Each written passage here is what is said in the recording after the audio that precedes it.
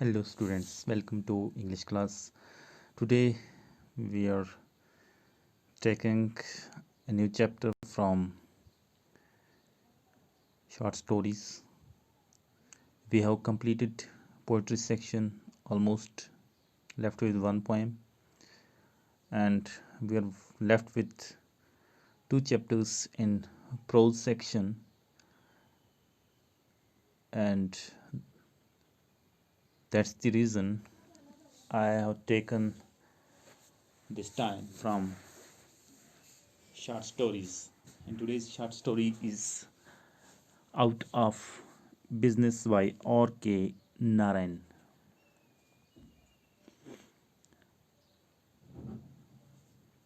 As you see in the pink box, we have an advice. Should we follow shortcut methods in life to solve our problems? We need to maintain our cool and fight out the crisis. There is no substitute to hard work. It pays in the long run. See what it says, that many of the people take shortcuts in life. Problems ज़िंदगी में आती रहती हैं, मजबूरियाँ आती रहती हैं, तो मजबूरियों के हल के लिए कई लोग जो हैं शॉर्टकट मेथड्स का इस्तेमाल करते हैं, रातों रात अमीर बनने का। जैसे आजकल भूत हर आदमी के सिर पे सवार चढ़ा है, तो वो शॉर्टकट मेथड्स लेके कामयाबी हासिल करने वाली बात जो है, क्या वो हमें करनी चाहिए? और फिर साथ में दूसरी बात बताई जाती है हमें इसी पिंक बॉक्स में, देखिए कि हमें कूल रहना चाहिए और क्राइसिस को फाइट करना चाहिए। कोई भी मुश्किल आए, कोई भी मुश्किलात हों, उनका हल तलाश करने के लिए हमें जंग लड़नी चाहिए, जदोजहद करनी चाहिए। और फिर जो एडवाइस इसमें हमें है वो है कि हार्ड वर्क का मुतबादिल हमारे पास कोई और चीज़ नहीं हो सकती, और हार्ड वर्क जो है ये लॉन्ग रन में पे करता है। ये आपको फिर फ़ायदा हार्ड वर्क का ही मिलता है, शॉर्टकट में से कुछ नहीं मिलने वाला। So let's go and let we start the short story.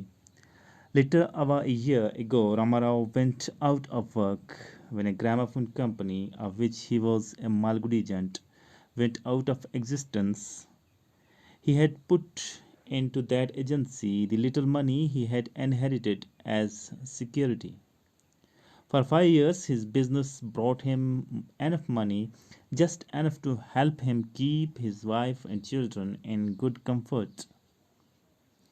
He built a small bungalow in the extension and was thinking of buying an old baby car for his house. Story का जो main character है, protagonist जिसे हम कहेंगे, रामा राव है। Main focus जिस character पे होता है स्टोरी में, that character is called protagonist. Rama Rao काम काज से हाथ धो बैठा, रोजगार से हाथ धो बैठा, तब जब वो ग्रामोफोन कंपनी, जिसका वो एक मालगुडी एजेंट हुआ करता था, वो ग्रामोफोन कंपनी जो थी वो ख़त्म हो गई, बैंकरप्ट हो गई। उसकी एग्जिस्टेंस ख़त्म हो गई, और उस वजह से रामा राव का काम काज जो था वो भी ख़त्म हो गया। और इस कंपनी में रामा राव ने जो कुछ थोड़े से पैसे इनहेरिट किए थे, inherited money is that money that you get from your parents or someone as part of your share। Rama Rao को जो बाप की जायदाद में शेयर मिला था, उसमें से जो पैसे इनहेरिट किए थे उसने, वो जो रखे हुए थे वो उसने सिक्योरिटी डिपॉजिट कर दिया था ऑलरेडी इसी कंपनी में। और यहाँ पे रामा राव काम कर रहा था। ये कंपनी का एग्जिस्टेंस ख़त्म हो गया, कंपनी ख़त्म हो गई तो रामा राव का काम काज भी ख़त्म हो गया। कहते कि for 5 years his business brought him enough money, just enough to help him keep his wife and children in good comfort. 5 साल तक उसका काम काज बहुत अच्छा चला, उसको अच्छा पैसा भी मिला, इतना अच्छा पैसा मिला कि वो अपनी वाइफ और अपने बच्चों को अच्छे कंफर्ट में रख सकता था। और उसने समाल बेंगलो भी खरीद लिया था। और अब वो एक घर के लिए कार खरीदने की ख्वाहिश में था। आगे बढ़ते हैं। And one day it was a bolt from the blue, the crash came. A series of circumstances in the world of trade, commerce, banking, and politics was responsible for it. The Gramophone Company, which had its factory somewhere in northern India, automatically collapsed when a bank in Lahore crashed, which was itself the result of a Bombay financer's death. The financier was driving downhill when his car flew off sideways and came to rest 300 feet below the road. It was thought that he had committed suicide because the previous night his wife eloped with his cashier. एक दिन क्या हुआ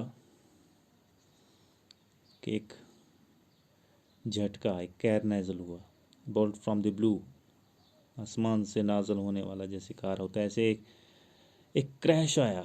और वो crash क्या था? वो result था series of circumstances in the world of trade, commerce, banking. Trade, commerce और बैंकिंग और पॉलिटिक्स में बहुत सारे मामलात आ गए थे, बहुत सारे सर्कमस्टांसेस आ गए थे। इकानमीज डाउन जा रही होंगी, जैसे आज कोरोना वायरस की वजह से जा रही हैं। तो ऐसे कुछ सीरीज ऑफ इवेंट्स थे जो वो रिस्पॉन्सिबल थे इसके लिए कि ये क्रैश आया। और ये ग्रामाफोन कंपनी जो है, जिसका हेडक्वार्टर नॉर्थन इंडिया में किसी जगह बताया जाता है, ये इसलिए कोलैप्स हो गया क्योंकि इसको फाइनेंस जो करने वाला बैंक था लाहौर में, वो क्रैश हो गया था। और वो जो बैंक लाहौर में क्रैश हुआ वो मुंबई के एक फाइनेंशियर की डेथ की वजह से हुआ था। एक फाइनेंशियर था मुंबई का जिसकी डेथ हुई, और उसकी वजह से बैंक लाहौर में बंद हो गया। और वो बैंक जो इस ग्रामोफोन कंपनी को फंड करा था, उसकी वजह से ये कंपनी भी बैठ गई। और ये फाइनेंशियर जो था, मुंबई फाइनेंशियर, जिसकी वजह से ये सारा हुआ, इसके बारे में कहा जाता है कि वो गाड़ी चला रहा था किसी पहाड़ी इलाके में, और अचानक उसकी गाड़ी रोड से उलट कर एक गहरी खाई में जा गिरी। और 300 मीटर, 300 फीट नीचे गहराई में। और बताया ये भी जाता है कि उसने ये खुदकुशी की थी, उस फाइनेंशियर ने, क्योंकि पिछली रात को उसकी बीवी उसके कैशियर के साथ भाग गई थी। Next, Ramarao suddenly found himself in the streets. At first, he could hardly understand the full significance of his collapse. There was a little money in bank and he had some stock on hand. But the stock moved out slowly. The prices were going down and he could hardly realize a few hundred rupees. When he applied for the refund of his security, there was hardly anyone at the other end to receive his application. Ramarao जल्दी ही सड़क पे आ गया, बहुत गुर्बत की हालत में आ गया। पहले तो वो अपने कोलैप्स को समझ नहीं पा रहा था। बैंक में पैसे थोड़े से थे, घर में स्टॉक थोड़ा सा बचा हुआ था जो आहिस्ता आहिस्ता ख़त्म हो रहा था, प्राइजेस भी डाउन जा रही थी, और अब कुछ चंद 100 रुपये उसके पास बचे हुए थे। जब उसने एप्लीकेशन दी अपनी सिक्योरिटी के जो पैसे थे डिपॉजिट किए हुए उस ग्रामोफोन कंपनी में उसके रिफ़ंड के लिए, तो वहाँ पे एप्लीकेशन लेने वाला ही कोई नहीं था। किसी को एप्लीकेशन दे के मेरे पैसे वापस करो, वहाँ पे कंपनी की एग्जिस्टेंस नहीं थी, तो एप्लीकेशन लेने वाला ही कोई नहीं था। The money in the bank was fast melting. Ramarao's wife now tried some measures of economy. She sent away the cook and the servant, withdrew the children from fashionable nursery school, and sent them to free primary school, and they let out their bungalow and moved to a very small house behind the market. Ramarao sent out a dozen applications a day and wrote. Let me complete the previous para. The money in the bank was fast melting. पैसा bank में जल्दी जल्दी ख़त्म हो रहा था। रामाराव's wife now tried some measures of economy. अब रामाराव जो था उसकी वाइफ ने कुछ इकॉनमी मेजर्स जो थे वो अप्लाई किए।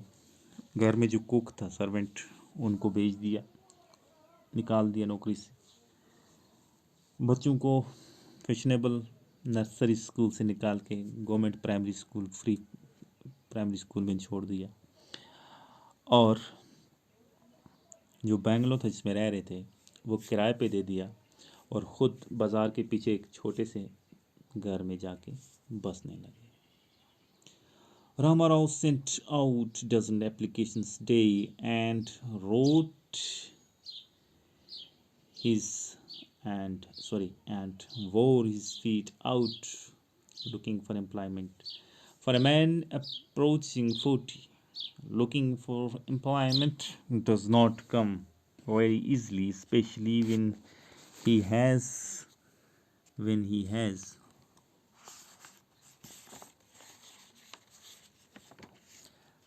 just an independent lucrative business.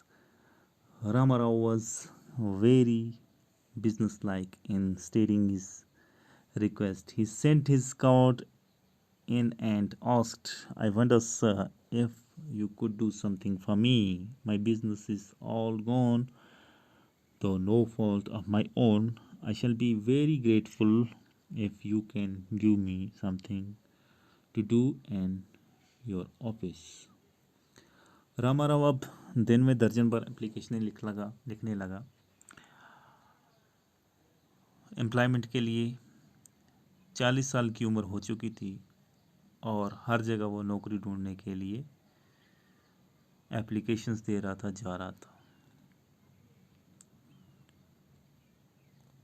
और वो उसकी एप्लीकेशन ऐसे लिखी होती थी कि वो कहता था, हर एप्लीकेशन में अपनी रिक्वेस्ट में लिखता था कि अगर आप मुझे नौकरी रख लें, मेरी बिज़नेस चलेगी, मेरी गलती की वजह से नहीं हुआ ये सब, लेकिन मेरे साथ ये हुआ है, अगर मुझे आप नौकरी दे दें।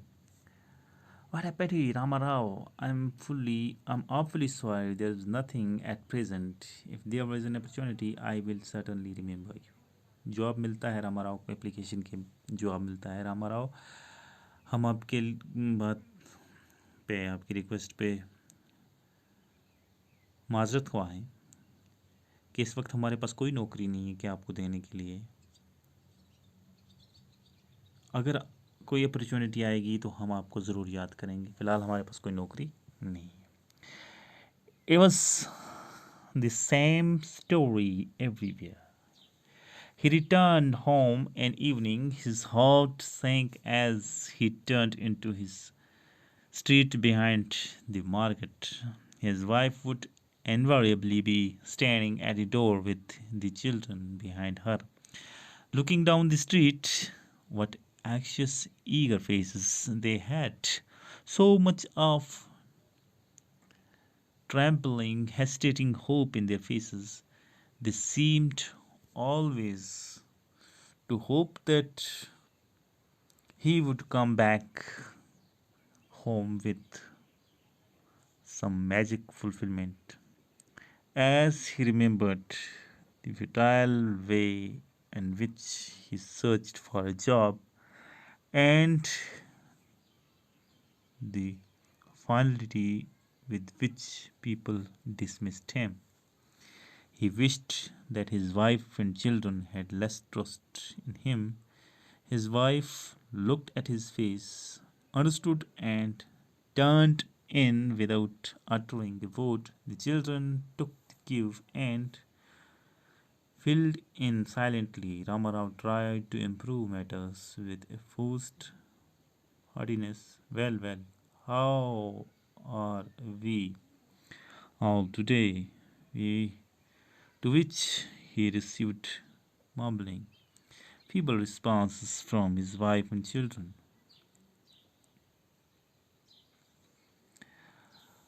रामाराव नौकरी ढूंढने के बाद जब जहाँ भी जाता तो उसको यही जवाब मिलता कि अभी नौकरी है नहीं, जब मिल आएगी तो आपको देंगे। तो रामाराव शाम को जब वापस आया,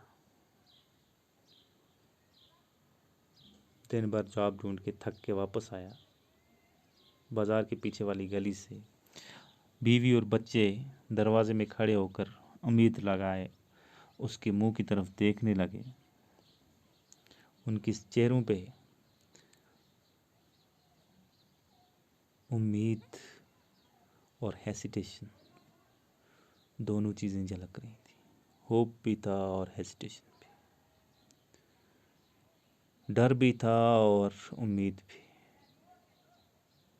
हमेशा वो खड़े रहते और देखते। जब रामाराव उस बारे में सोचता कि कैसे उसने जॉब के लिए सर्च किया, कैसे दर बदर भटका और कैसे उसको नकारा गया जगह जगह,